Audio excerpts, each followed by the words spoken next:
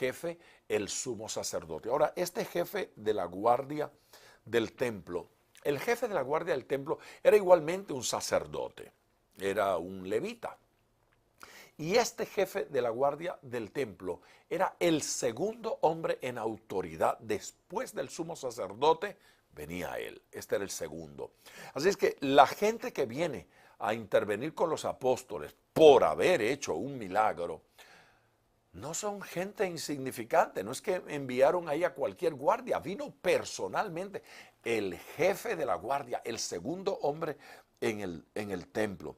Y vinieron los saduceos. Los saduceos era aquella secta dentro del judaísmo que guardaba, que estaba a cargo del templo. Estos saduceos son los mismos que en las disputas con Jesús negaban la resurrección porque ellos no creían en la resurrección. Saduceos no aceptaban la resurrección y tampoco creían en un Mesías personal. Ellos no creían que el Mesías que vendría pues sería una persona, un individuo.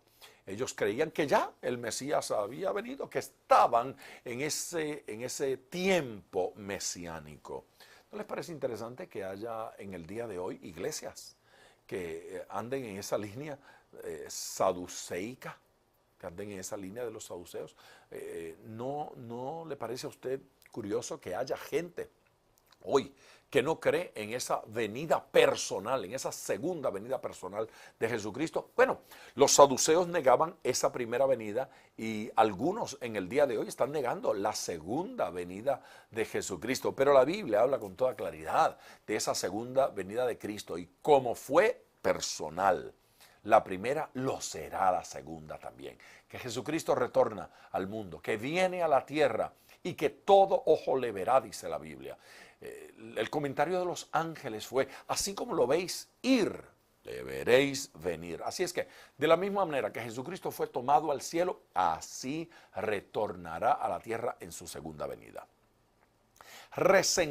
Estaban resentidos estos líderes de que enseñasen al pueblo y anunciasen en Jesús la resurrección de entre los muertos. Mire el resentimiento.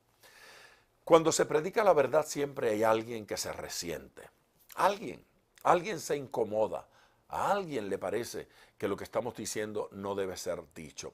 Nos ha pasado a nosotros y nos continuará pasando. Siempre hay alguien que se opone a la verdad. En este caso, los saduceos se están oponiendo a que se enseñase al pueblo en ese nombre, en el nombre de Jesucristo. No quieren que se mencione a Jesús. Hoy un líder religioso me decía: nosotros predicamos, pero no decimos que somos cristianos. Explíqueme, ¿cómo podemos predicar y al mismo tiempo esconder que somos cristianos? Hay cosas que no comprendo y más aún, hay cosas que no quiero comprender. Hay cosas que realmente no me interesaría comprender. Bueno, estos estaban resentidos por esa predicación y estaban resentidos porque estaban hablando de la resurrección de Jesús. ¿Cómo no vamos a hablar de la resurrección de Jesús? ¿Cómo vamos a esconder? ¿Cómo vamos a ocultar una verdad tan poderosa como esa? Versículo 3. Y les echaron mano y los pusieron en la cárcel hasta el día siguiente, porque era ya tarde. Claro, a las 4 de la tarde se estaban cerrando, 4 aproximadamente, se estaban cerrando las puertas del templo. Así es que este arresto está ocurriendo ya sobre las 4 de la tarde. Los tienen que tener allí, los tienen que retener y ya no hay tiempo de que salgan. Pero muchos de los que habían oído la palabra creyeron. Mire, hermano querido y hermana querida, hay persecución y es indudable que haya persecución. Es inevitable que la haya. En todas partes donde predicamos, donde se suscitan estas manifestaciones poderosas de Dios, siempre aparece algún enemigo de la verdad. Siempre aparece algún enemigo de la causa de Cristo. Pero lo interesante es que en medio de la persecución y en medio de estos ataques y de estas amenazas y de estos arrestos, hay un pueblo que está creyendo. Lo dice allí. Muchos de los que habían oído la palabra creyeron. Y el número de los varones era como 5,000 varones. Otra vez, sin contar a las mujeres y sin contar a los niños, porque la implicación del uso de la palabra varones aquí, en el original, en griego, es varones adultos. No simplemente varones, pero varones adultos. Así que niños no estaban siendo contados. Mujeres tampoco. Y habían 5,000 que creyeron. Mire cómo se está multiplicando esto. 3,000 habían cuando vimos el primer mensaje de Pedro hace unas cuantas semanas. Hoy ya son 5,000 y el número de los varones era como 5,000. Esta iglesia está creciendo y de forma alarmante. La persecución no detiene a la iglesia. Los ataques no detienen a la iglesia. Hay persecuciones de distintos tipos.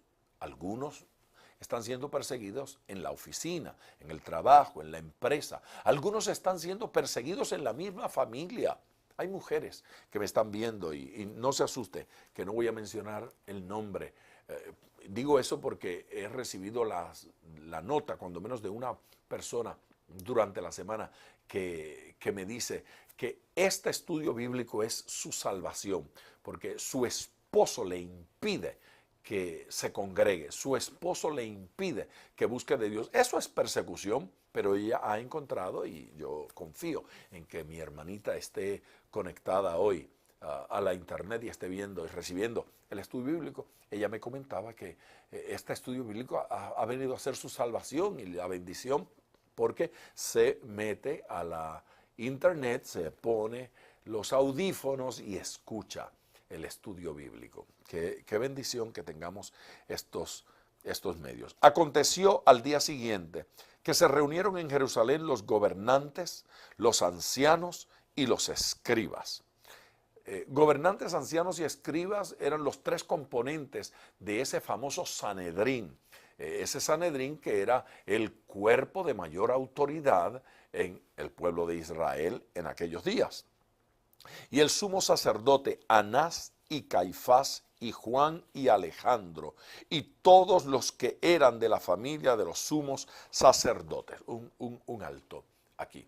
Algunas de estas personas no se mencionan otra vez en la Biblia, como es el caso de este Alejandro, y no sabemos quién era. Pero Anás y Caifás, fíjense que para los judíos Anás seguía siendo un sumo sacerdote, aunque ya los romanos lo habían destituido y a su hijo lo habían nombrado sumo sacerdote. También había sido destituido entonces su hijo y había venido este Caifás. Caifás era el yerno de Anás.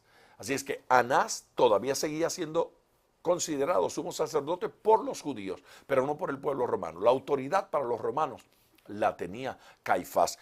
Pero en este contexto se menciona primero a Anás, el sumo sacerdote Anás y Caifás, aunque Caifás realmente era el titular a ese momento. Y todos los que eran de la familia de los sumos sacerdotes, es decir, la plana mayor estaba allí reclamándole a estos hombres. Estaban allí para echarle mano, dice. Y poniéndoles en medio a los discípulos, a Juan y a Pedro, a los discípulos porque habían hecho este milagro, les preguntaron: ¿con qué potestad o en qué nombre habéis hecho vosotros esto? ¿Con qué potestad y en qué nombre? Óigame, esta gente no solamente sentía que tenían autoridad en su religión, pero aún creían ellos tener autoridad sobre la vida espiritual de la gente. Y una vez más, yo no quisiera meterme en camisa de 11 varas, en problemas y en conflictos en el día de hoy, pero este comentario lo tengo que hacer. Hay personas que no solamente creen que tienen autoridad en el plano religioso dentro de su organización, pero llegan a creer que tienen autoridad espiritual sobre la vida y la conciencia de la gente, al grado de que escucho gente decir cosas como: me dijeron que si me voy de esta iglesia, pues me van a caer las